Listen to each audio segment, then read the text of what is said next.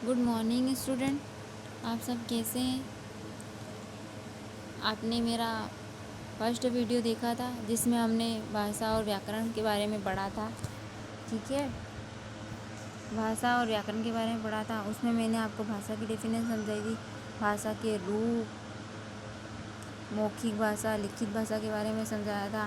ठीक है, उसमें मौखिक भाषा क्या होती है, लिखित भाषा क्या होती है, इसके बारे में मैंने आपको समझाया था। ठीक है, एक बार और मैं बता दी, भाषा का वह रूप जिसमें हम बोलकर दूसरों से अपनी बात कहते हैं तथा सुनकर उनकी बात समझते हैं, मौखिक भाषा कहते हैं। ठीक है, जैसे बात आपस में बातचीत करते हैं, सॉन्ग सुनते हैं, किसी को सॉन्ग का शौक होता है, किसी को बातें करने का शौक, टेलीफोन में बातें करने का शौक होता है। ठीक है, वो क्या होती है, मौखिक भाषा होती है। और लिखित भाषा, लिखित भाषा किसे कहते हैं?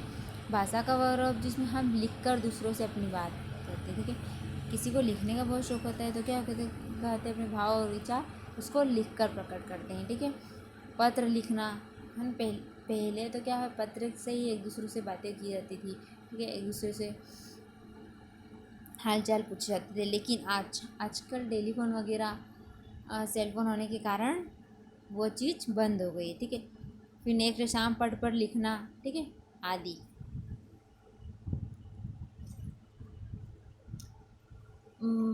पार्ट एक जो था भाषा और व्याकरण, उसमें मैंने आपको होमवर्क भी दिए थे कि इसको अपनी नोटबुक में लिखना है। और आप बहुत सारे बच्चों ने लिख लिए, कुछ ने नहीं लिखा है, तो प्लीज़ आप ये नोट कर लेना। उसके बाद जो होमवर्क मैं दे रही हूँ डेली, आपको 1 पेज राइटिंग तो डेली करना है आपकी हैंड राइटिंग सुधारने के लिए। ठीक है, और होमवर्क जो लर्न करने का रहेगा, राइट करने का रहेगा, वो आपको मैं अलग से दे दूँगी। आप सभी से मुझे ये कहना है कि आपके कांटेक्ट में जो भी फ्रेंड्स हैं आपके, ठीक है, जो भी फ्रेंड्स हैं या फिर जिसको ये वीडियोस नहीं मिल पा रहे, जो व्हाट्सएप में ऐड नहीं है, तो प्लीज़ आप उन लोगों को इन्फॉर्म कर देना कि स्कूल की व्हाट्सएप क्लास स्टार्ट हो गई है, वो ज्वाइन कर ले या फिर मैम से बात कर ले, ताकि उनका नंबर ऐड है या नहीं, उनके पास वीडियो जा रहे हैं या नहीं जा रहे हैं। ठीक है ना, ताकि पता चले, क्योंकि बहुत सारे बच्चों के कुछ भी रिप्लाई नहीं आ रहे, मैसेज वगैरह, गुड मॉर्निंग कुछ भी नहीं है, तो इससे पता चल जाए कि कौन बच्चे, किसका न्यू नंबर वगैरह ऐड करना हो, न्यू नंबर, किसी का नंबर चेंज हो गया हो, अदर्स कुछ भी मतलब प्रॉब्लम्स हो, तो हम पता तो चले। आप लोगों के होमवर्क कुछ बच्चों के ही आए हैं और कुछ बच्चों के मैंने मिस्टेक थी, उन लोगों को मैंने पर्सनली मैसेज करके बता दिए। ठीक है ना, और आपको आज जो मिस्टेक करी वो अगली बार नहीं होनी चाहिए।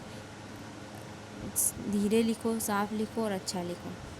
जल्दी लिखने की कोई ज़रूरत नहीं, आपके पास बहुत टाइम है, इसलिए आप उस चीज़ को आराम से लिखो, धीरे लिखो, बहुत जल्दबाजी मत करो। हमने व्याकरण के बारे में भी आपको बताया था, व्याकरण क्या होती है। ठीक है, व्याकरण के नियमों का पालन करना हमारे लिए कितना आवश्यक होता है। अगर हम व्याकरण के नियमों का पालन नहीं करते, मैंने एग्जाम्पल के बाद द्वारा आपको समझाया था ना कि सड़क पर अगर वाहन चलाते समय अगर सड़क के हम नियम का पालन नहीं करते तो क्या होगा, दुर्घटना हो जाएगी, है ना। एक्सीडेंट के आजकल कितने एक्सीडेंट हो रहे हैं। ठीक है, तो वो क्या है, सड़क इस इधर उधर चलने की वजह से हो रहे हैं। ठीक है, भाग दौड़ में कहाँ से कहाँ चले जाते हैं पता नहीं। तो सड़क पर वाहन चलाते हैं, अगर सड़क के नियमों का पालन हम नहीं करते हैं तो क्या होता है, दुर्घटना होने की समय एक्सीडेंट हो जाता है, बहुत सी मृत्यु हो जाती है। ठीक है, इसी प्रकार यदि हम भाषा का प्रयोग करते समय, किसका, भाषा का प्रयोग करते समय भाषा के नियमों का पालन किया जाए, अगर उसके भाषा के नियम का जो पालन करते हैं तो अर्थ का अनर्थ कभी नहीं होगा और हम उसको अच्छे से समझ पाएंगे। ठीक है, और हमें अच्छा ज्ञान प्राप्त होगा। इसलिए व्याकरण, ये सब कुछ व्याकरण पर निर्भर होता है। इसके बाद अब हम मातृभाषा के बारे में पढ़ते हैं। व्याकरण के बारे में मैंने सबको समझा दिया है, एक बार और उसको देख लेना आप। अब मातृभाषा, जब किसी परिवार में कोई बच्चा जन्म लेता है तो सबसे पहले वह अपनी माँ के संपर्क में आता है। किसके संपर्क में आता है, माँ के। तो सबसे पहले वह अपनी माँ के संपर्क में आता है। अपनी माँ से वह जो भाषा सीखता है उस भाषा को ही बालक की मातृभाषा कहा जाता है। ठीक है, प्रत्येक व्यक्ति पर मातृभाषा का गहरा प्रभाव पड़ता है। वह अपनी मातृभाषा को जीवन भर नहीं भूलता। इसको नहीं भूलता, मातृभाषा। अब मातृभाषा को जीवन भर कैसे भूल सकता है? जब बच्चा जन्म लेता है, जन्म से ही उसके अपने माता पिता, परिवार, आस पड़ोस से जो भाषा सीखने को मिलती है, ठीक है ना, तो मातृभाषा होती है। क्यों? क्योंकि सबसे पहले वो अपनी माता के संपर्क में आता है, अपने पिता के संपर्क में आता है, परिवार से संपर्क में आता है।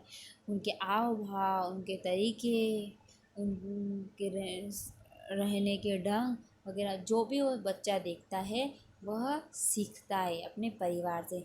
जिस प्रकार से संस्कार बच्चे को मिलते हैं उसी प्रकार से बच्चा उसे ग्रहण करता है, ठीक है ना। तो क्या है कि जन्म से लेकर मृत्यु तक, अंत समय तक बच्चा अपनी मातृभाषा को कभी नहीं भूल सकता। एक बच्चा बड़ा से बड़ा हो जाए, अपनी पढ़ाई पूरी कर ले, अपनी जॉब लग जाए, ठीक ना, लेकिन अपनी मातृभाषा को भी, बच्चा पढ़ाई करने के लिए अगर अदर सिटी में भी जाएगा, कहीं बाहर भी पढ़ने के लिए जाता है, ठीक है, वहाँ अदर लैंग्वेज है, तो अपनी मातृभाषा को तो नहीं भूल सकता, लेकिन अदर लैंग्वेज को वो समझने की कोशिश ज़रूर करता है, लेकिन उसे टाइम लगता है क्योंकि वो उसकी मातृभाषा नहीं है, उसे डिफ़िकल्टी भी आती है, ठीक है।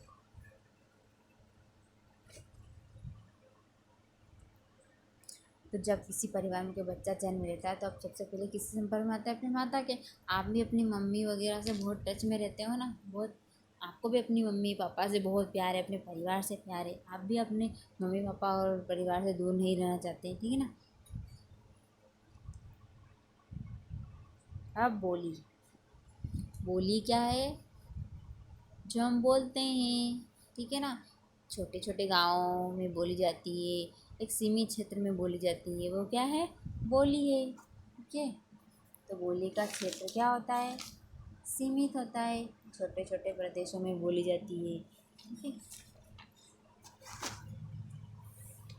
अब क्या है, जब एक ही भाषा अलग अलग तरह से बोली जाती है तो उसे बोली कहते हैं। यह भाषा का प्रारंभिक रूप होती है तथा एक सीमित क्षेत्र में बोली जाती है, जैसे हरियाणा में हरियाणवी, गढ़वाल में गढ़वाली, हिमाचल में हिमाचली आदि। किसी क्षेत्र में,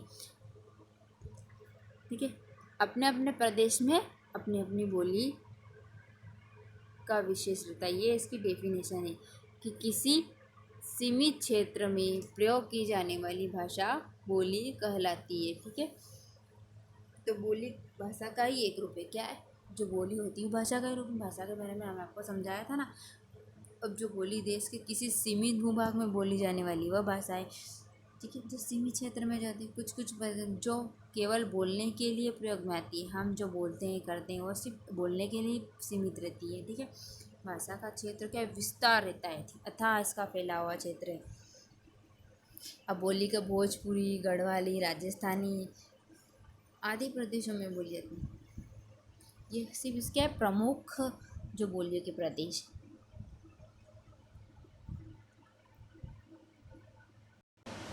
आ गए आपको समझ में मातृभाषा और बोली?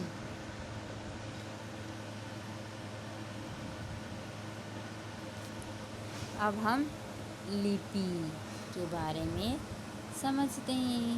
लिपि क्या होती है बताएगा कोई मुझे? बताओ बताओ, लिपि क्या होता है? चलो मैं बताती हूँ। लिपि का अर्थ है लिखने का ढंग। अब लिखने का ढंग तो आपको पता ही चला है कि लिखने का ढंग मतलब जिस तरह से लिखते होंगे।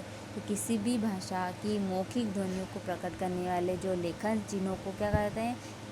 लिपि कहते हैं। लेखन चिन्ह वगैरह चिन्हों को जैसे आ ई क ख ग घ, लेखन चिन्ह ध्वनियों का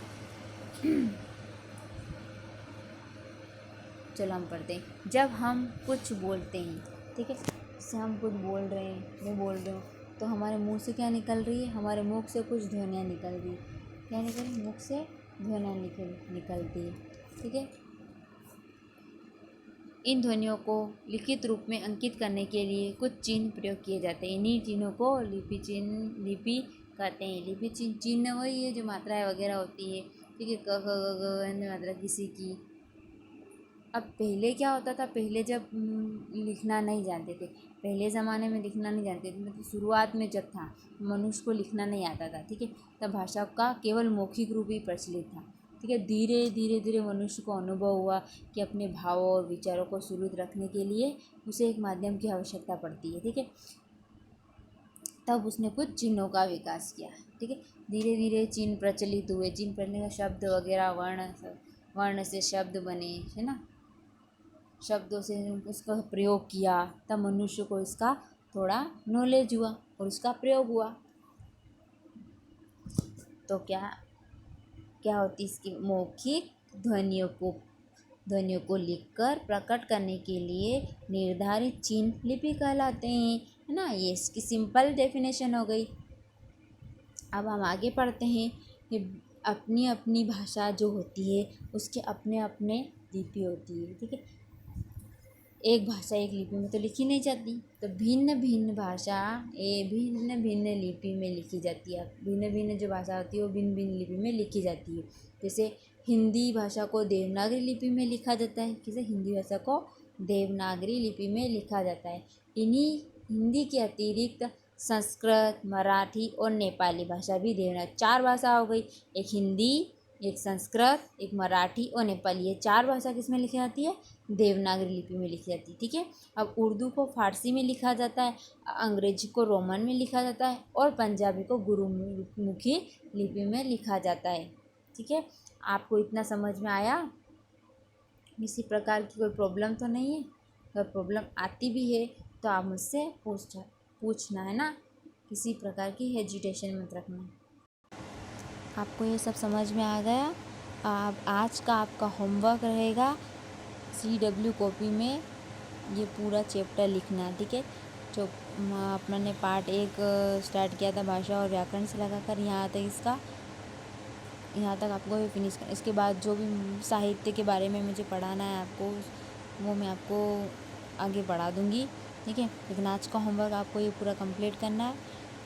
फर्स्ट वीडियो और सेकंड वीडियो में होकर ये चैप्टर इतना हुआ है, यहाँ पे पूरा कंप्लीट कर लेना। इसको लर्न भी करना और 1 पेज राइटिंग आपको डेली करना है, सुंदर हेड राइटिंग में, ठीक है ना।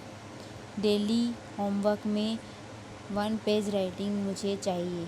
उसके अदर आपको जो ये नोटबुक कंप्लीट करना है, डेली का वर्क डेली करोगे तो एक साथ लिखने में प्रॉब्लम नहीं आएगी। वरना सारे सब्जेक्ट के अगर एक साथ सोचोगे कि मैं कल लिखूँगी परसों, तो बहुत इकट्ठा हो जाएगा आपका वर्क। इसलिए डेली का वर्क डेली कंप्लीट करना, ओके।